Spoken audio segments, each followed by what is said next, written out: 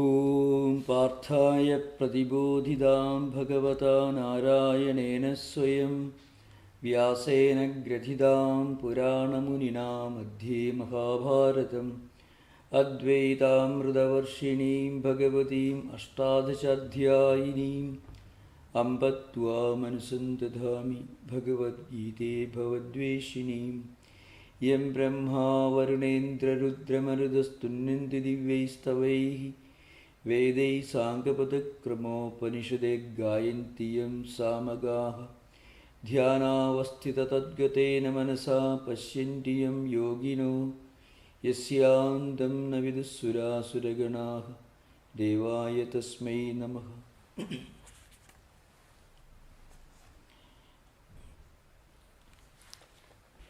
We are continuing our discussion on the ninth chapter of the Bhagavad Gita.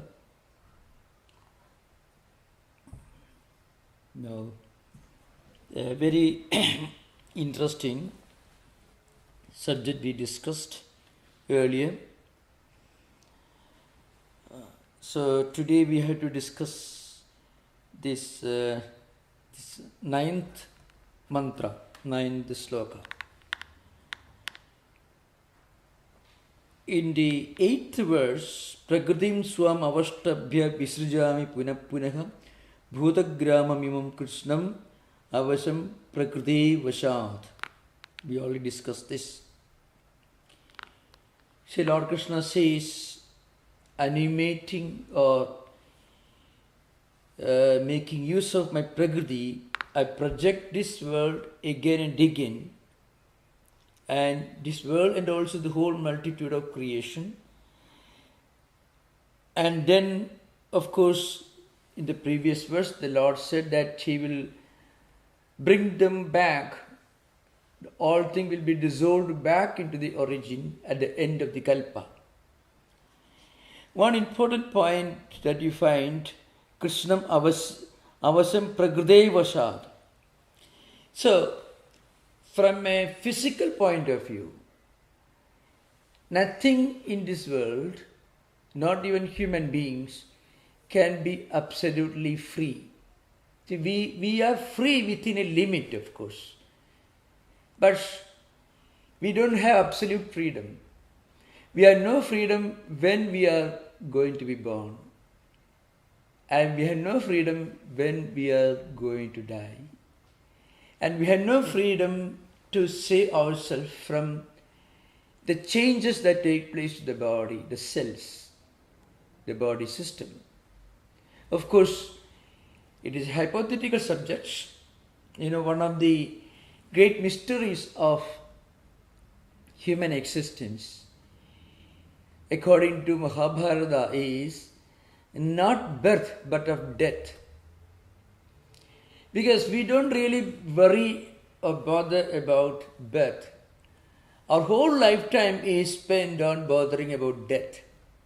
So all our efforts, the money we are making, the health care we are trying to make use of, the education that we get, the job, everything, security is, according to Vedanta, surprisingly, it is an attempt to confront the problem of death. That's why we go to doctor. That's why we want to do exercise every day. We do exercise every day because we want to confront the reality of death. And that's a reality that we cannot really escape from. It is totally inescapable. But that's something that we want to escape from. And that is something that we can be sure about. Birth, you cannot be sure about. Because the modern medical science can give you many options. But death, there is absolutely no other option. We can postpone, we can change the nature of it, but we cannot avoid it. So, that's why according to Mahabharata, Yudhishthira, there is a Yaksha Prashna, means a divine being, a celestial being, is putting a number of questions to Arjuna's elder brother, really speaking, the eldest brother. In fact, he is not a stranger to Arjuna, who is the student in the Gita. He was his eldest brother, Yudhishthira, a very wise man, a philosopher, and an extremely spiritual person. So, one important statement is considered to be one of the most profound statements in the entire Mahabharata. Ahanni bhudani gachandiha Himalayam means every minute, every day we are seeing right in front of us, right in front of our eyes, millions and millions of insects, creatures, bacteria, and of course human beings, maybe thousands, tens of thousands, going to the abode of death. But at the same time, and we also know, but somehow we want to forget it, or we want to live in this world as if such a thing as death really doesn't exist. See, Fesam Shashvatam Ichanti. So, in spite of all that, we aspire for immortality. Immortality, in the spiritual sense, is our legitimate spiritual goal. But immortality at the physical level is an impossibility. That's an important thing. Immortality is very much our birthright. Vedanta tells you it is not a gift from God, it is something that's our nature. Immortality is something that is like spiritual homecoming. We are coming to our own home, our own original place, residence, immortality. Atman, we call the divine reality within us. That's immortal. But Yudhishthira says, unfortunately, it is not that immortality that we are really worrying about. We are thinking of a possible immortality at the physical level. There is no greater mystery, there is no greater wonder than this. Kim asarya itah param. Means, there is what greater wonder can there be in the world? Kim asaryam atah param means, greater than this, what other wonder? What greater wonder can you think of than this sad spectacle of our incessant search for immortality at the physical plane, at the same time forgetting the real immortality at the spiritual level, which is our true nature. So, that actually puts a question before the whole concept of creation, really speaking. That's the thing. So, actually, Bhagavad Gita propounds a very interesting concept of evolution. I mean, evolution beyond the physical, beyond the biological, but evolution at the spiritual level. And then Yudhishthira says, when a person really starts asking this question as to what is the nature of death, he is actually opening the door to the search for the real nature of life. I mentioned this earlier in the Kathopanishad. There's a very interesting story. A young boy, Nachiketa. I'm not giving the whole story background, which I have given many times in my talks on the Kathopanishad. You can view this in the YouTube. So, in the Stanford Students Association classes, I have given classes on Kathopanishad. But one interesting story in the Kathopanishad is a little boy happens to visit the home of death. I mean, the Lord of Death in his palace. And he was not there. So he had to wait for 3 days. The Lord of Death was a very hospitable person. He felt sorry that a small little boy came in search of me and waited at my doorstep without food for 3 days. So as a compensation, I shall give him 3 boons. And he gave him 2 boons to begin with. When I get back to my home, my parents should recognize me. Then the second boon was I should be able to go to heaven. That's immediately. These 2 boons were given immediately. The third boon that Nachiketa, that's the name of the little boy, asked Yama, the teacher, was this. Yayam prete vijigitsa manushi asti tege nayam asti dichege edad vidya manusishtastoyaham varanam esha varastritiyaka. The third boon I am asking for is this. Some people say that the physical body comes to an end, everything is over. Some people say, no, that's not the end of the journey. Death is only a comma, a semicolon, not a full stop. Something still remains, yet to be explored, even after death. Something wonderful remains. This I want to know. Now, actually, this is the beginning of higher evolution that every human being should aspire for. When we have everything to our satisfaction, then we should think, well, what is the meaning of life? What's the meaning of death? What's the ultimate goal of human existence? That's actually the line of demarcation between the animal kingdom, animals cannot ask this question, and enlightened human beings. So here, Lord Krishna makes one interesting statement. Those who do not ask this question, those who do not go for any higher spiritual goal in their life, they are Krishnam avasham prakriti vashaha. They are within the jurisdiction, within the control of prakriti. Prakriti means matter. Prakriti means nature. That's the meaning here. We are at the dictates. We are within the control of nature, our natural propensities, sensory, emotions, feelings, and things like that. Then Lord Krishna says, Nachamam tani karmani nibadhranti dhananjaya udasena vadasenam asaktam teshu karmasu. Then Lord Krishna says, the whole creation, except those who go for higher spiritual aspiration, they are within the control of nature. And I am the one who projects this world from time to time.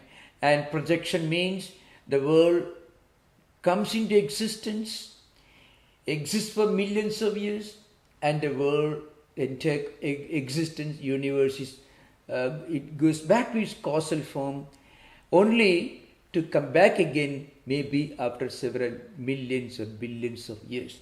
This process continues.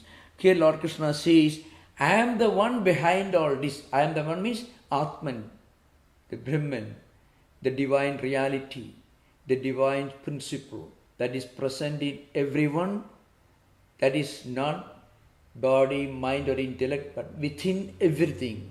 That is the inner resident. I mentioned this earlier in the Bhagavad Upanishad, Ye pradhivyam drishtan pradhivyam mandraha ye pradhivi naveda yasya pradhivi androyamedi etc. It is there in everything, but it is not part of it.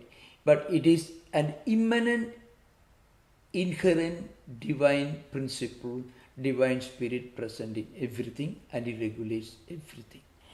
But the Creator himself is not affected by this creation. The Creator himself, the Creator is Atman, he remains unaffected, unattached. That's why Udasina means non-involved, uninvolved, neutral or unattached. Then there are 2-3 important verses which actually are very profound. The next one is Maya Adhyakshana Prakriti Suyade Sajaracharam Hetuna Anena Kaudeya Jagat Viparivartade. That is one.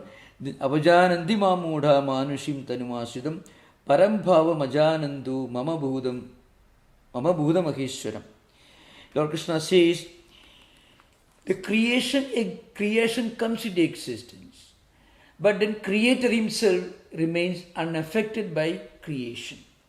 Because if you say that the Creator he has a definite purpose behind creation, then that purpose, which actually a kind of desire, will be a limitation to the Creator. So if a person is looking for a glass of water, it means he is thirsty, he is in need of a glass of water. Like that, if a Creator wants to create and he wants to get all these things done according to his desire, then there is a degree of imperfection in him. Because unless you have some want, you won't really do something with a definite purpose in mind. Therefore, Lord Krishna says, I am uninvolved, but by reason of my proximity, this prakriti, the nature, produces all these things. the moving and moving things.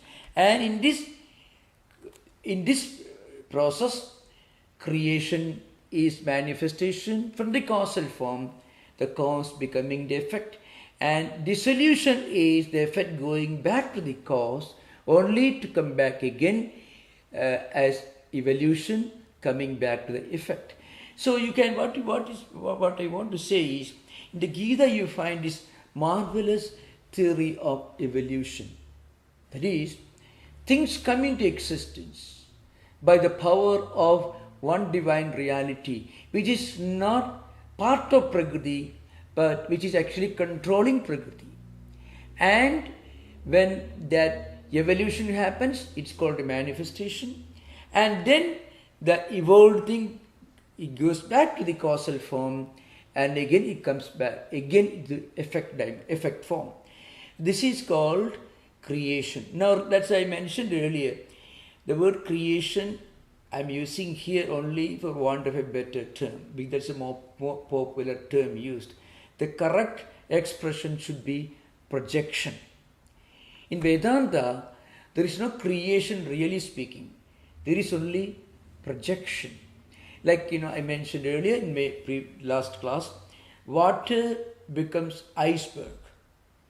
And there is a global warming, the iceberg melts and goes back to water. Again, it can become iceberg. Let's say gold becomes a golden ornament. It assumes a name and also a form. Then you call it a golden ring or whatever it is. And when you melt it, it goes back to gold.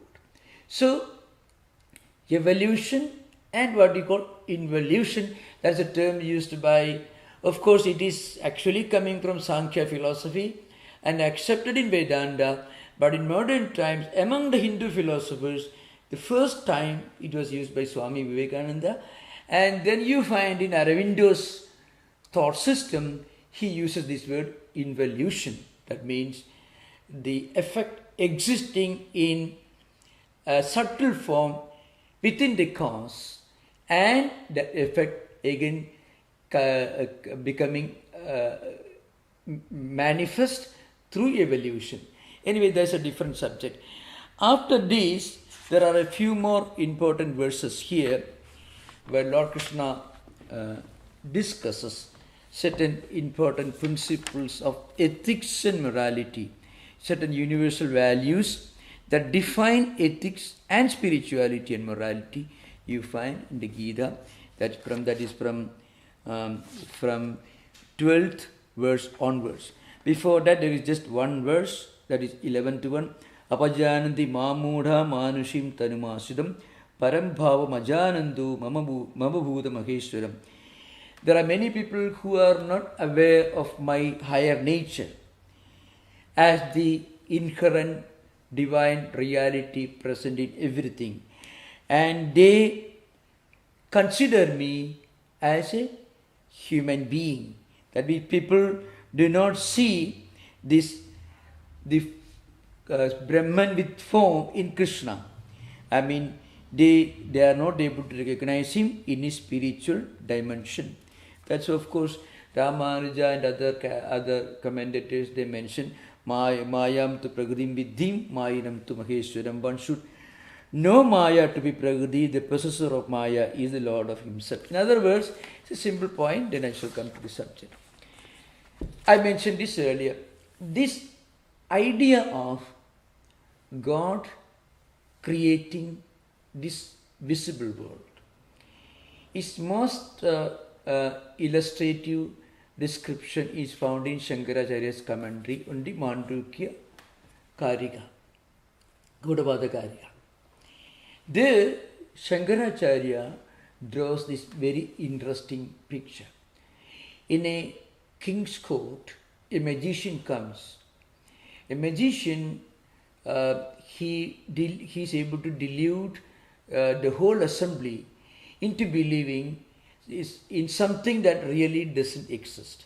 He throws a rope in the sky, then he apparently, that's what people see. People see him throwing a rope to the sky. It's called Indian rope trick. You can find this. This has been illustrated even in the travelogues of Al-Biruni, who was a 13th century Arab traveler who came to India. And you can find this was mentioned again by Ibn Battuta, who was an Italian traveler who came. And this is also found in the writings of Huyen Tsang, who was a Buddhist monk who came from China to India in the 5th century AD. And also it was narrated in some of the travelogues of European travelers in the 18th and early 19th century India. It's called Indian rope trick. So actually the first time that this is so elaborately described is in Shankaracharya's commentary on Mandukya Karika. Where Shankaracharya is actually describing the concept of so-called creation, which is actually evolution, a kind of enlightened evolution theory in the Vedanta philosophy. So he says there's a magician who comes to a royal assembly in the presence of kings and ministers and learned people. He throws a rope to the sky and he climbs the rope and he reaches some higher heavens, and before that he makes an announcement. There's a war going on heavens and I have got a request from heavens that I should go and assist them in the war against demons. This is what he announces. And then he disappears, he's not to be seen. After some time, there's a big fighting going on in the heavens. All the onlookers and listeners see this thing happening. And then after some time, his own body cut into pieces fall to the ground. And later on, after some time, the magic is over. They find the magician standing there somewhere. Sah bhuyishto tishtari means that magician, bhumishto tishtari means he's standing there on the ground, totally uninvolved. This is an interesting illustration. This is the maybe most graphic description of the concept of this projection of creation in Vedanta. Here, the point is the magician is real. The magic is only an illusion. Like that, the whole thing coming to existence and existing for millions or maybe billions of years and going back, it is in the higher Vedantic perspective just a magic. Why? Because maybe the magician can play his trick, it may take half an hour, maybe 1 hour. And if you go to this Disneyland, let's say, and you pay $100, you pay 3 hours, you are in a different world. If you at least to do justice, the money you have paid, you have to believe in what is happening in front of you. And when you come out of it, you see there is nothing really happening. Now, if you can multiply these 3 hours that you spend in Disneyland, let us say by millions of times, that is the whole, that is the nature of the entire creation, the entire world according to Vedanta. It exists, but not permanent. That what you see the Disneyland also exists for 3 hours. You see a movie in a theater, all that you are seeing on the screen, real, in front of you for 3 hours. So it's a difference in degrees, not difference in kind. That's why he says, Mayam tu prakriti vidhim, Mayinam tu maheshwara. Mayin means the possessor of Maya, the possessor of prakriti is the Lord. The creator is real, creation is only relative. Creation is unreal is the word normally used. Unreal here means existing only for some time. It did not exist before it appeared to exist, and it won't exist after some time, which means when it appears to exist, then also actually it is not existing. When you mistake a rope for a snake, really speaking,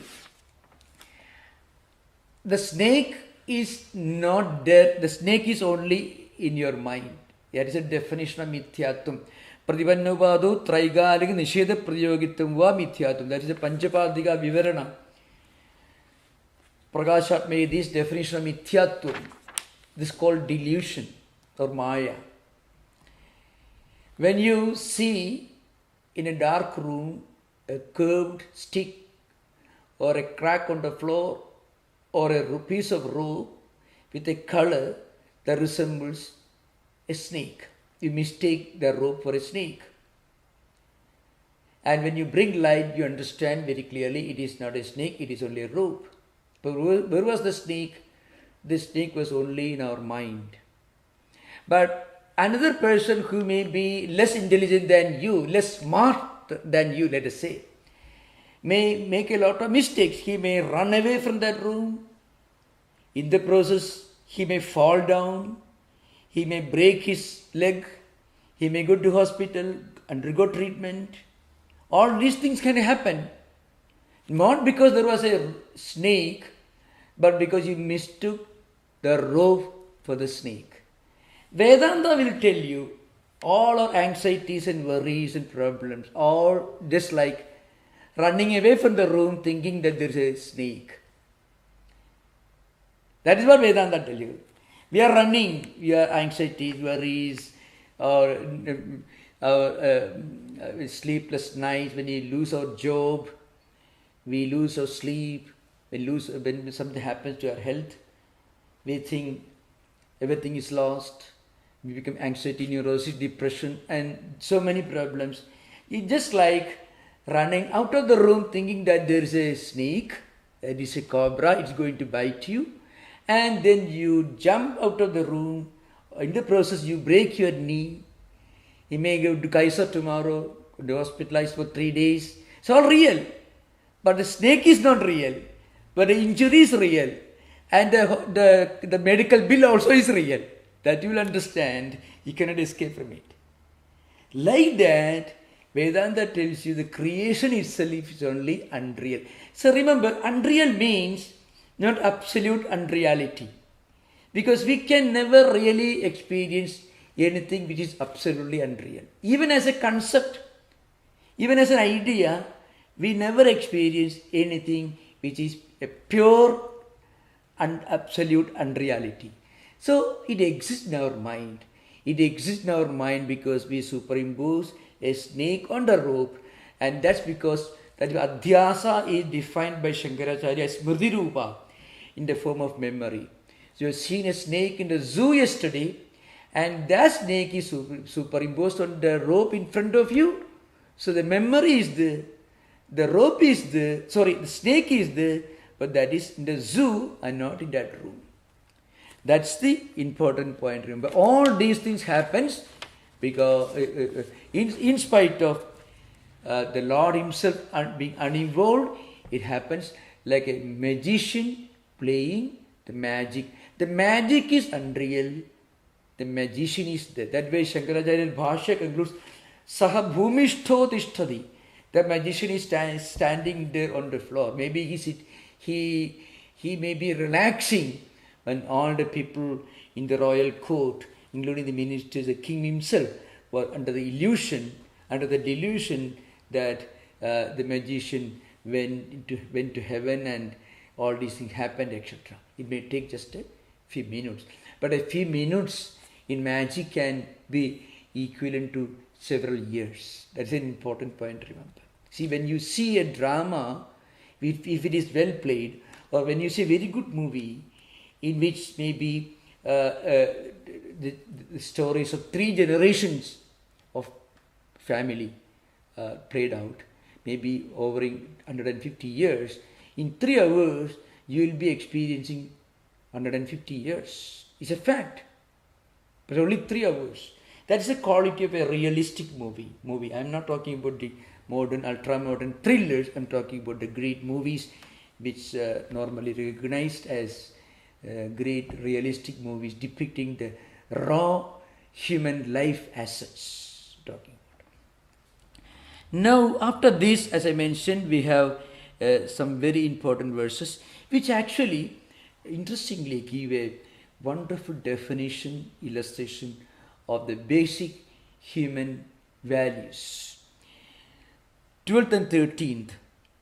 Mokhasha mokhakarmano mokhajnana vichetasaha rakshasim asurim chaiva prakritim mohinim sitaha mahatmanastu mam partha daivim prakritimasidaha bhajanti ananya manasu jnatva bhudadiam avyayam.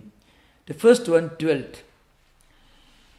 Here, interesting, Lord Krishna is analyzing human character and certain values into two, dividing them into two categories, Daivi Sampat and Asuri Sampat. This subject is very elaborately described in the 16th chapter. But here is a reference. Daivi Sampat, all good ethical, spiritual values, moral values that we can think of. You can include all yamas and nemas of Patanjali Yoga Sutra here. Ahimsa, Satya, Asteya, Brahmacharya, Parigraka, Shauja, Santosha, Tapaswadhyaya, Isa Pranidhana. Be non-violence, truthfulness, absence of greed, purity, contentment, resignation to higher will. All these qualities together is called Daivi Sampat. You may call it the divine, celestial qualities or divine wealth. And its opposite is Asuri Sampat. You may call it demonic qualities. What is opposed to good and ethical and moral and spiritual characteristics. Now, interestingly, any person who actually develops these Daivi Sampat, these higher spiritual ethical qualities, these are all universal values that define ethics and spirituality. Any person who practices these values and possesses these virtues, he is actually has entered the path of divinity, the path of manifesting the divine within himself or within herself. And a person who practices, who is endowed with the opposite of these qualities, that person is on the wrong path. He is going in the opposite direction. He is slowly practicing and getting endowed with evil characteristics. These are more elaborately described in the 16th chapter. You can find here. First, in the beginning of the 16th chapter, the first verse, Lord Krishna begins the description of these spiritual qualities. We can very easily find out who is a spiritual person. It's not that somebody has got a certificate, he belongs to this religion, that religion, or I write down I believe in God or do not believe in God. These are all secondary. What a human being is supposed to be if he is really spiritual. And remember, going to a place of worship is not one of the qualities mentioned here. That is an important thing. But by going to a place of worship, either Christianity, Hinduism, or Buddhism, Jainism, any tradition, you can certainly acquire these qualities. So acquiring these qualities is the real sign that a person is actually a spiritual seeker. So abhayam sattva samshuddhi jnana yoga vyavasthidhi dhanam damascha yajnascha swadhyayas tapa arjava. This first verse. Ahimsa satyam akrodhas tyagas shantir apaishwaram daya bhudeshu aloluptum madhavam hrihi achapalam. Now, Tejakshama dhridi saujam adroho nadhimanida bhavanti sampadam deivim abhijadasya bharata. Okay, now here are these great spiritual qualities. 26 virtues or spiritual qualities are described here. Why this is important? Because in the 12th verse of the 9th chapter that we are actually discussing now, Lord Krishna says, certain people who do unnecessary, useless things out of vain knowledge, ignorance, haughtiness, who are senseless, they are possessed of the qualities of evildoers, demons. That is the 12th verse. And then the 13th verse is Mahatmanastu mam partha devim pragadimasidaha bhajanti ananyamanaso jnatva bhudadim avyayam.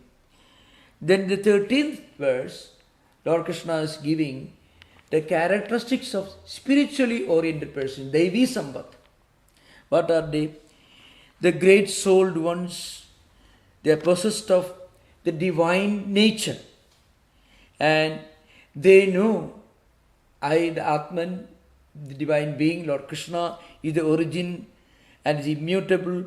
They worship God with a single mind, with a dedicated mind.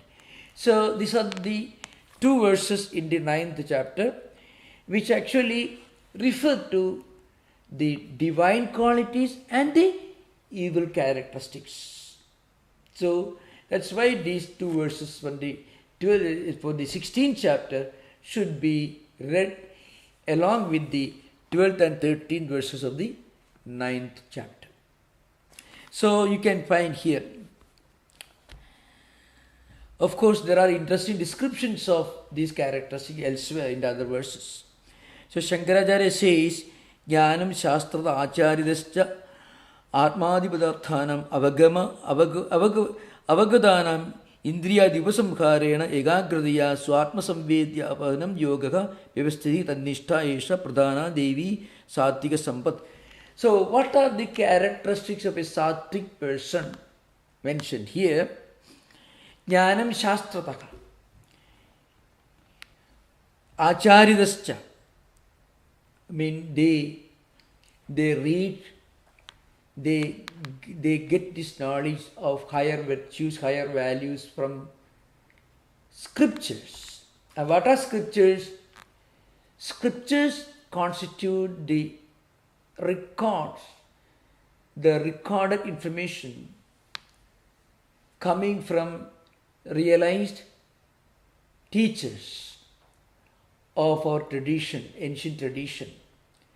And they have traveled along this road. It's like diaries. If you travel from one place to another place, if you write a very elaborate diary, that diary will be very helpful to somebody else who is going to take the same road, going to the same destination. Like that, the great sages of ancient times, they have recorded their own experiences. They have given elaborate descriptions of their own experiences as they undertook this spiritual journey. And for the benefit of others, they have recorded all this. That is called Shastra. So, Shankaracharya says, Jnanam Shastrataka Acharidascha. Knowledge from these books and also for the instructions of the great teachers, one should be able to understand properly the reality. And then, Avagadanam Indriya Divasamkharena Ekagradaya Swatma Samvedyam Apadanam Yoga. And then what happens? What after understanding from scriptures and from direct instructions, we should internalize those teachings and then we should try to practice them in our life. Such people, they are called sattvic people. They have got this Daivi Sampat or these divine qualities, spiritual qualities. That is an important thing. And then how do we recognize them? They will be bold. They will not hesitate to speak the truth.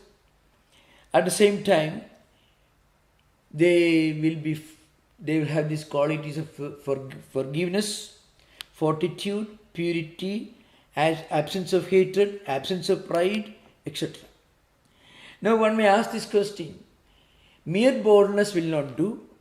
Boldness with spiritual quality. In fact, Shankaracharya himself explained this here, many of these qualities many people have, but these qualities should be reinforced with divine quality. See, I can give an example.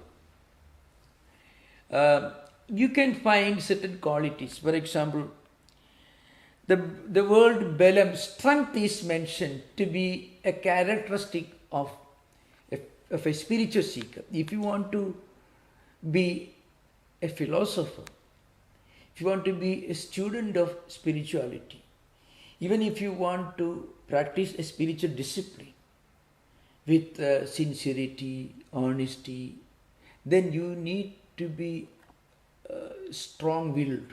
You should have a strong will. You should have fortitude. It's important. Unless one has strength, one cannot really do anything positive, either good for ourselves or good for others. But the same strength can be a negative quality. That's why the Gita, it is said, Balam Belavadamasmi Kamaraga Vivarjidam. Lord Krishna says, in all human beings, wherever you find strength minus desire or hatred or infatuation or obsessive attachment, if you find a person who is actually strong but is untouched by desire or selfishness, is totally free from desire and selfishness and attachment, then that is a divine quality. So you can find very often there is a lot of overlapping. There have been many evil people in this world, in human history. They were strong-willed, but they were embodiments of evil also, you can find. And there were many great men. See, man like Christ, he had a strong will. Buddha had a strong will. Hitler also had a strong will. Otherwise, he would not be able to do so much of evil to the world. Christ also had a strong will. See, look at Vivekananda. He had a strong will. Shankaracharya, a boy of 6-year-old, going to such a guru and walking 1200 miles and studying all the scriptures before he was 5 years old, writing all these books that we are quoting now in this 21st century. And he finished writing all this when he was 10, 12-year-old. Strong will is needed. Strong determination is needed, along with intelligence, brilliance, etc. So, the same quality can be good in one person and can be bad in another person. So, the Belavadamasmi Kamaraga Vivarjidam, you find. I am the strength of the strong, and the strength of the strong in a person who is totally unselfish, is a completely spiritual person, totally free from any of the evil propensities. In such a person, I manifest as strength. That's why Lord Krishna said in the Bhakti Yoga, Sandushta Sadatam Yogi Yadatma Dridhadischayana. A strong will, an iron will, is an indispensable quality for a devotee of God. Important. Again, as they say, at the same time, in the 16th chapter, Lord Krishna says, that is 18th verse, Ahankaram belandarpam kamam krodam cha samsitaha mamatma paradekeshu pradishandu abhisuyakaha. In the 18th verse of the 16th chapter, Lord Krishna says, Balam is sometimes found among evil men or evil persons. But that Balam is Kamaraganyidam, means it is mixed with Balam, a strength along with desire, hatred, obsession, vengeance, So that also is found among certain people. So when we talk about the divine attributes and the evil attributes, divine qualities and evil characteristics, we should remember it all depends upon the person's essential nature. Strength, courage, intelligence, all these qualities in a good person is a blessing to the world. And sometimes, unfortunately, so to speak, you find many of these powers of mind, sometimes among evil men, it becomes a curse. Such people become a scourge of humanity. So, we will continue this discussion in the coming session. You can have interaction, most welcome.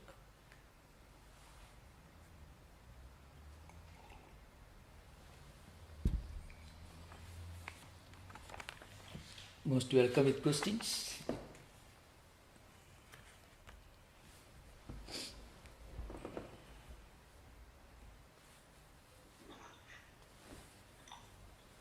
Swamiji, I'll start with a question from YouTube. Yeah. The question says, is there any reference or parallel to the twin flame or soulmate in Vedanta? There is so much published, but I have not found its origins. Could you mention twin? Twin flame. I am not sure what it refers to. Twin flame. Flame as in Agni. Twin flames. Flame. I know Agni, actually Agni is an important subject in the entire Vedic literature. Rigveda itself begins Agni Mile Purohidam Yajñasudeva Murticham Hotaram Ratnadadamam. So twin flames, it could be some sort of a translation of a Sanskrit word, and unless you can let me know the Sanskrit word of which is translation, I won't be able to make sense of it. Twin flames, yeah, I don't not seem to That's be okay. yeah.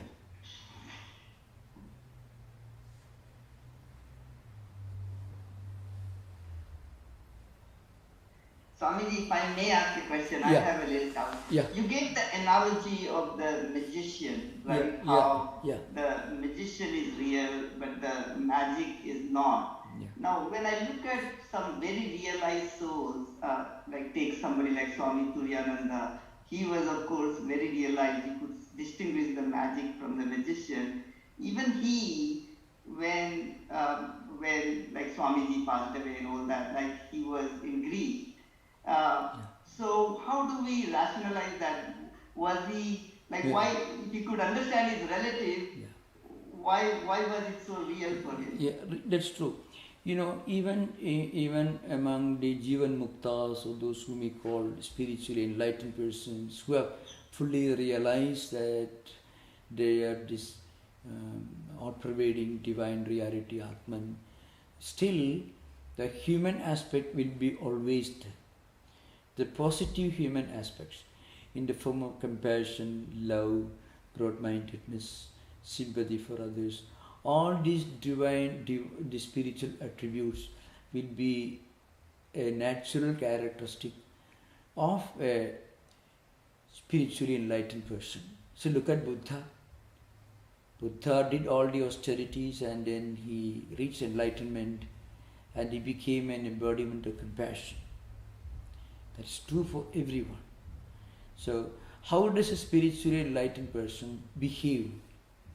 Actually, he will show friendliness, compassion and generosity, good feeling to everyone, but not with the sort of obsession or attachment.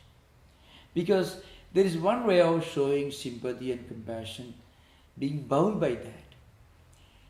When it becomes a bondage, it will be one side of the coin. The other side, normal human beings, not for all, normal human beings who are extremely, who are without any spiritual interest, let us say, normal human beings, they will have sympathy and understanding, compassion for their near and dear ones. but they may not have the same attitude towards others. That's an important difference there. So, but a spiritually enlightened person will have this sympathy, understanding. Even the elderly monk passes away. He was shocked because he was a human being. So actually, spiritual realization, apart from the realization of Atman, it actually, that realization makes a person more humane in a very comprehensive sense of that term. Humane in a very profound, in a very sublime sense. We are all human beings. Every person has many wonderful human characteristics. But frequently, those characteristics could be, not always, could be directed, could have one orientation, one direction, and may not be equally distributed to everyone. But a spiritually enlightened person will also have the generosity, kindness and compassion, but it will be for all. So, a spiritually enlightened person doesn't become a robot actually. Spiritual sensitivity actually increases, really speaking. He becomes, and when a person becomes more spiritually sensitive, he may also have this big cry when somebody close to him passes away. He may feel sorrow when something happens to somebody whom he knows about. So that's the only point is, it will be a more broad-based sense of spiritual sensitivity. This idea. Thank you, Swami. Yeah. Very helpful. Swamiji Pranam. Yeah, namaskar. You often go into detail about the invocation verses. Yeah. Once in a while. I was just curious about the verses you usually conclude with. Oh. You usually say Hari Om, that's a Hari Om. And then a prayer to Sri Ramakrishna. Yeah. I was wondering if you could explain the significance of that. Okay. Yeah. Now, Hari is the name of Vishnu, and it is a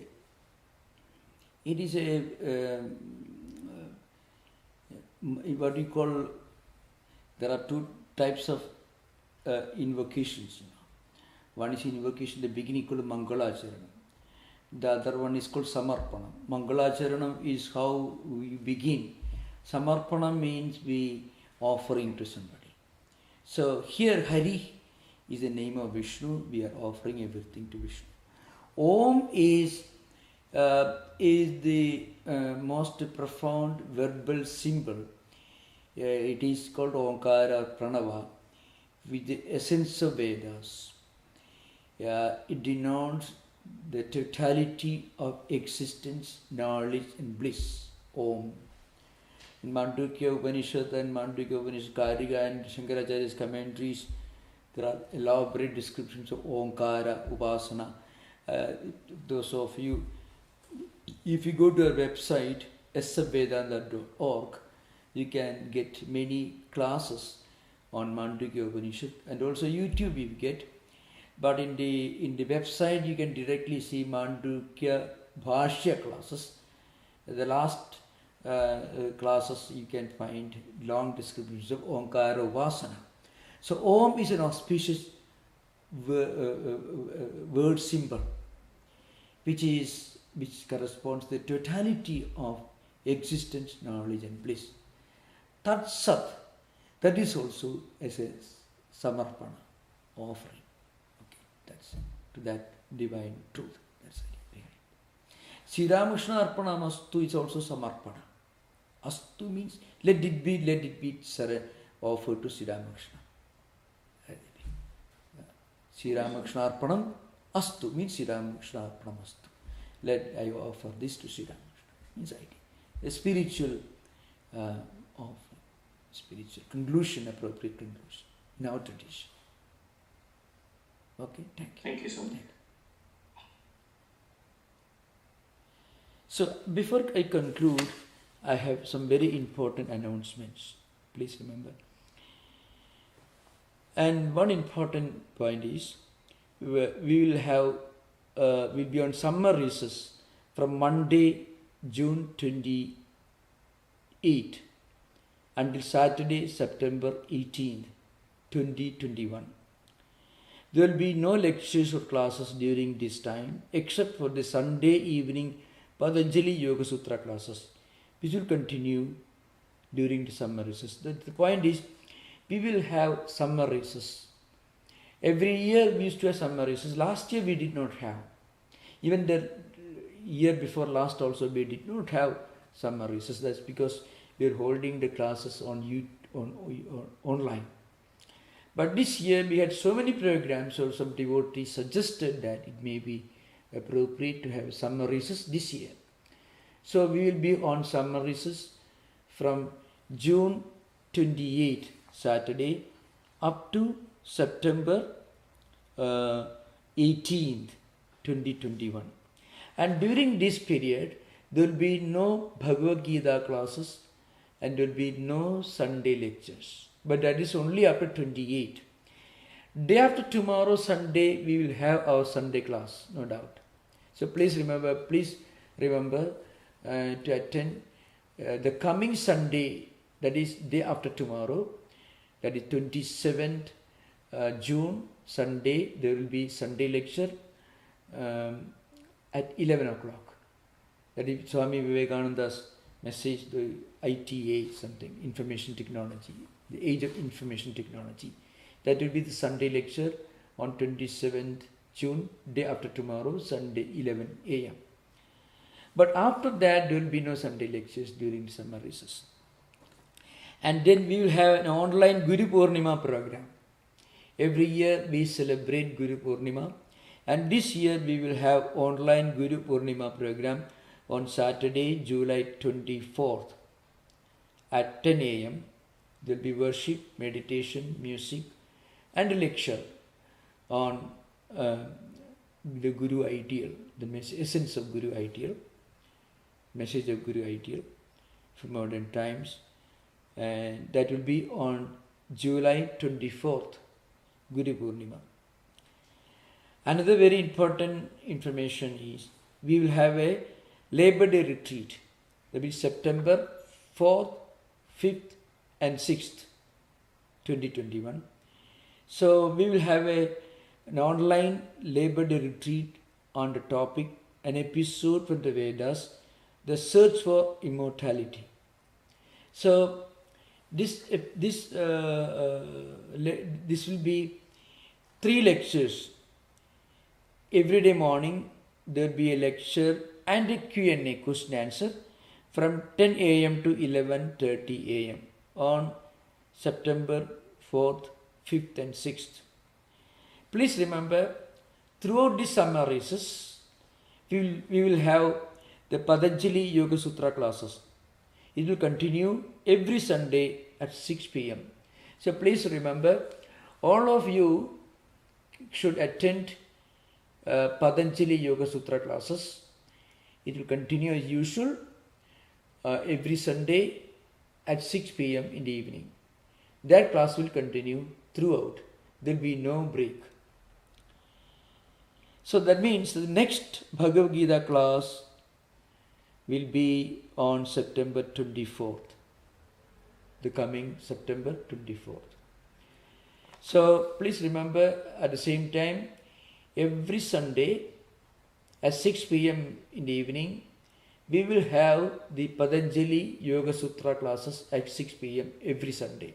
That will always continue even during the summer recess. And I hope to meet all of you day after tomorrow, Sunday, 11 a.m. for the Sunday lecture. Okay? Thank you. Namaskar. Om Shanti Shanti Shanti Harihi Om Tat Sat. Sri Ramakrishna Arpanamastu.